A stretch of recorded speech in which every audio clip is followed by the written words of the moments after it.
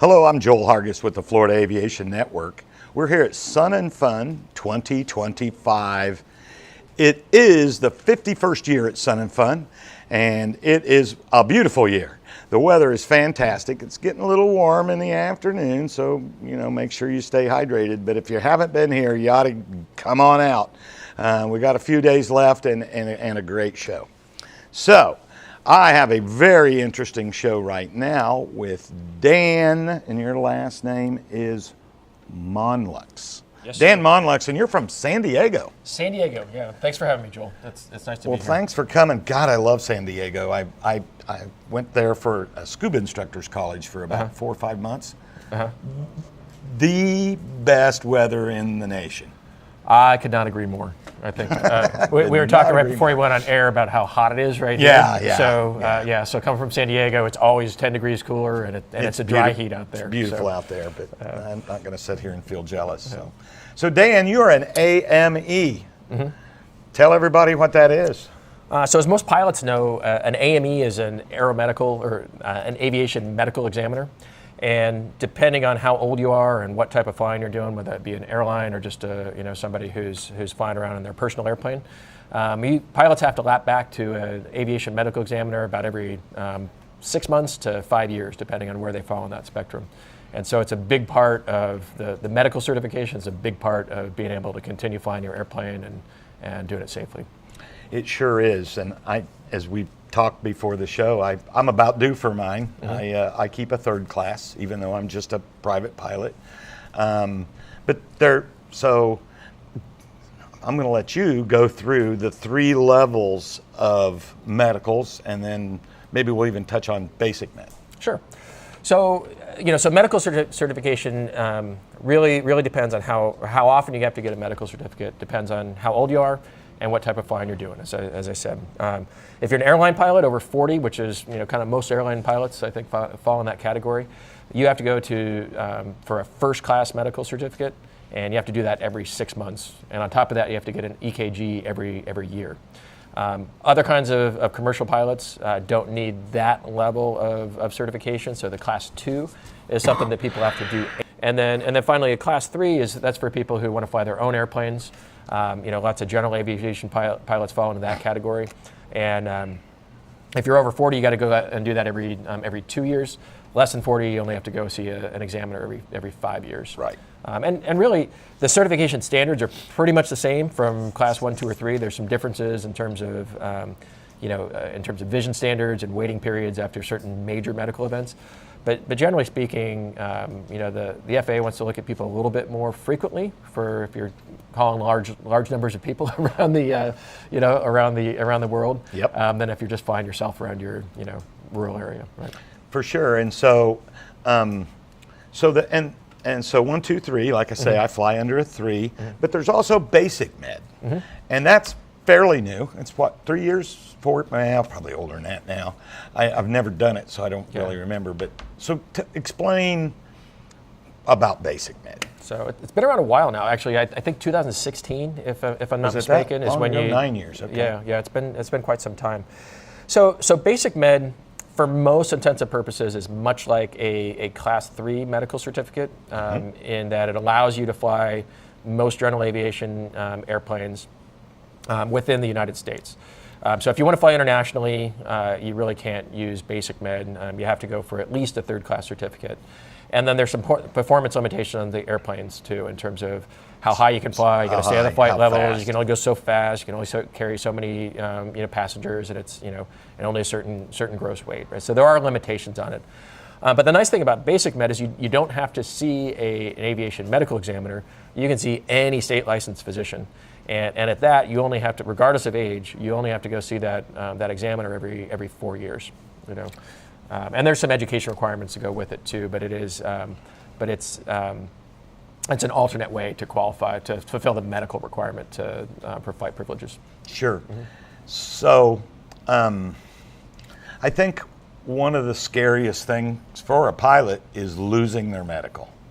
I mean, obviously, if you're a commercial pilot, that's your livelihood, right? And if you fail your medical, heart anything going on. Let me ask that as a question. So, like, if you examine somebody and have to fail them, what is usually the cause or causes?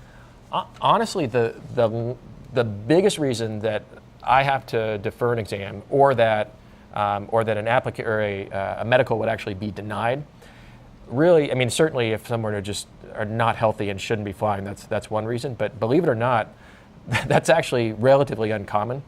You know, most of the time when a pilot thinks that they're safe enough to apply for a medical certificate, they're right.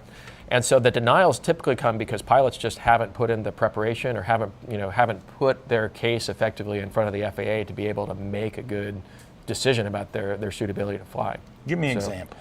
So I'll give you a really simple one. Let's just take high blood pressure, right? There you go. Many people have high blood pressure, and being treated for it. And are being appropriately treated for it. And this is, I don't want to encourage people to let their blood pressure run away, but believe it or not, as an AME, you can have blood pressure up to 155/95, and I can still hand you a certificate. Okay. Now, I don't recommend that you let your blood pressure get as high as 155/95. It should be more on the order of 120/80. But if you bring a note from your doctor that says he's comfortable with how your blood pressure is controlled, and says that you're taking medications that are not on the disqualifying medication list, right, and you're not having symptoms related to your blood pressure condition, 155/95, and I can hand you a certificate. On the other hand, if you don't do that level of that preparation, and you don't bring that note from your doctor, you might have beautiful blood pressure and maybe taken 10 milligrams of lisinopril or some other blood pressure medication, and I can't issue your certificate based on that, even though you're in fact healthier than that other person who brought the documentation from his physician. So you just said something that I want to point out to our audience, because I do this. So as I have gotten older, and I've resisted it, but I've had to take some stuff for blood pressure and cholesterol. And when my primary wants to give me something, before I take it, before I fill that prescription, I call my AME and I say, can I take this? Because there's a whole list of unapproved drugs. That's correct. Right? I mean, that's my practice. Is that a good practice?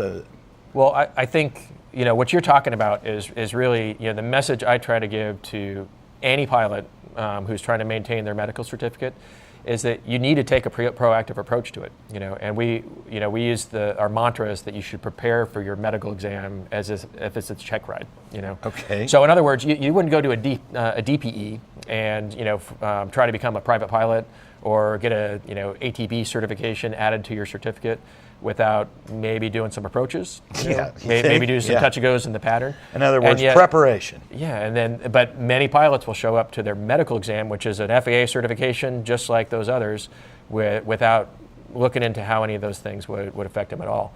So yeah, if you have a new diagnosis, you have a new medication that your doctor's recommending, absolutely. The FAA's got some great resources online. There's other resources out there. You can call your AME if you have a good relationship with them. But however you prepare for it, you should not show up at your medical exam with any question about how that medication might be viewed by the FAA and their policies. So you just said something that I want to repeat, because I think it's important, and I don't think I've ever really heard an AME say this, and that is, it's an FAA examination, folks, just like a check ride or a change of ticket, right? You would, as pilots, we really prepare for those. It's a FAA examination. Do it for your medical. Right. I think that's fantastic advice, Dan. A DPE is a designated pilot examiner. Yeah. An AME is an AME medical examiner. And they're not examining you like your normal doctor is. It is a test, no question about it. And in fact, the FAA even uses the same designee management system to supervise those two different designees. So they're very similar, both FAA designees, and both there to tell the FAA whether or not you're safe to fly. Gotcha. Mm-hmm. So, and we're talking about preparing for it. what are some of the common mistakes that you've seen people make that you could share with the audience so we don't make them? Yeah, I think, I mean, we've touched on a lot of them. I think the biggest mistake people make is that they just don't treat their medical exams seriously enough. And again, I think we've kind of beat this horse a little bit, but the more preparation you do ahead of time and the more you know what to expect when you show up at your AME's office, the better things are going to turn out for you. But the FAA does want very specific information when you're going in for your medical exam, and they want it to be within a certain time period. Right. So very often people will bring a fantastic note from their doctor, but it's 6 months old. As an AME, I've got to see a note that's less than 90 days old. Right. Yeah. They'll have old medications that are listed on the documentation they do provide. So, you might have your blood pressure might be well controlled, but if you had a knee surgery 6 months ago and your orthopedist gave you a 5-day prescription for Percocet, you might not have ever taken that Percocet, but it's still listed in your medical record as being a current medication. Well, that's a problem. So you have to read through the documentation that you're going to provide to the FAA about your about your certification. And a lot of that you go to, what is the website before you go in? It's well, you told me earlier. Yeah, so you start your application for a medical certificate by going to the FAA's MedExpress website. MedExpress. And that's where you tell them a lot of demographic information, but you also you tell them your current medications. Yep. Lots of details about your medical history, the doctor's visits you've been to in the last 3 years, and based on that information, your AME is going to ask you other questions, and the FAA may ask you for more information based on that information you provided. Mm-hmm. And so let's so we've kind of talked about prep, and again, a lot of us GA guys we're getting old, and heaven forbid, let's say you have a heart attack or a stroke. Are you done? No, absolutely not. And I think there's a trend among pilots that they don't want to tell the FAA about anything, and they think a major medical issue or any new diagnosis is going to keep them keep them away from flying forever. And so consequently, they go as far as avoiding healthcare, and that leads to lots and lots of complications. So that's not good. I think people should really be proactive about their health. Go have a relationship with your doctor. Make sure that you're, if you have high blood pressure, for instance, if you have sleep apnea, if you have any of these things, get it treated early so it doesn't progress to something like a heart attack. I think that's the most important thing. But if you do have a major medical event like that, heart attack specifically, as long as it's well treated and your cardiologist has opened up your blood vessels again so that blood's making it to all the portions of your heart, and you have good exercise capacity, and you've kind of moved past it, you can absolutely get back to flying after one of those. Again, what kind of timeline are we looking at? I guess probably it's individual to individual. Well, they believe it or not, so this is where one of the differences between a first and second class applicant and a third class applicant comes into play. If you're a general aviation guy and you have a heart attack, as soon as your cardiologist clears you to resume normal activity, you can route your application. If you're first or second class, you need one of those. Well, now you have to wait 3 to 6 months, depending on which vessel was affected and what kind of procedure you had.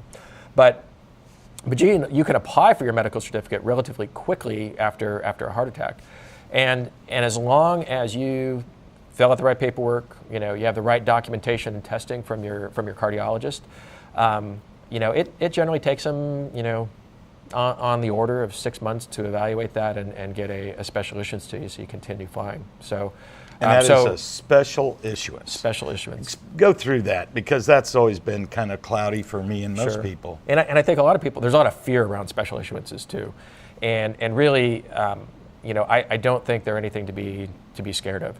What a special issuance is, it just fundamentally it says that the FAA just wants to make sure that you're getting good guideline-directed medical care, and there are some instances where they ask for something more than what your treating doctor would recommend. But in general, they want to hear from your treating physicians about once a year that, and they want you to show that if you had that heart attack, that you're still healthy, that your cholesterol is still well controlled. And you can fly in that special issuance for years and years. I've got a friend that's blind in one eye. Mm-hmm. He flies under a special issuance, which I never really understood. Yeah, so he's actually has something called a statement of demonstrated ability, which is slightly different than a special issuance, but very closely related. But I think the special issuances, really for the most part, just require that you're under the care of a doctor and getting good high quality medical care for whatever that condition is. And as long as you maintain those standards, it's not terribly difficult to maintain one, and shouldn't be something that you certainly shouldn't be anything that you avoid medical care for or don't. See, because that seems to avoid medical care so it doesn't show up on your chart, so that Yeah, really that's misguided. nuts. I mean, that makes no sense at all. I never even thought about doing that, but I guess that's the one way you hide, right? It happens. I think it's a minority of people that do that, but I've heard enough stories that I think it's definitely worth mentioning. And then the other thing we talked about earlier before we got on the camera was, don't lie to the FAA about your medical condition. Right. Don't lie. Right. You tell people why. Well, I think when you lie, you got to tell the same lie, or people figure it out pretty quick. It's hard to remember all the lies. It is, and so I mean, just from from keeping it straight, right? Tell the truth. It's the easiest thing to do, but for the most part, the FAA certification, medical certification criteria are fairly permissive, and there's just no reason to do it. If you're actually safe to fly and you report your medical history honestly to the FAA, and you spend the time to actually get good medical care and provide those records, the chances that you're not going to be able to fly based on what you put on that certificate are very, very small. Conversely, if you do lie about it, and later later they find out about it for whatever reason, well, now not only are you dealing with explaining your medical condition, now you're also trying to explain why you lied on a federal form and facing civil and criminal penalties related to it. So it's just there's nothing good about it. Is it criminal? And those disclosures and the regulations that govern it are all part of the MedExpress application process when you go and fill out those forms. Yeah. So the be truthful, right, and deal with it, work through it.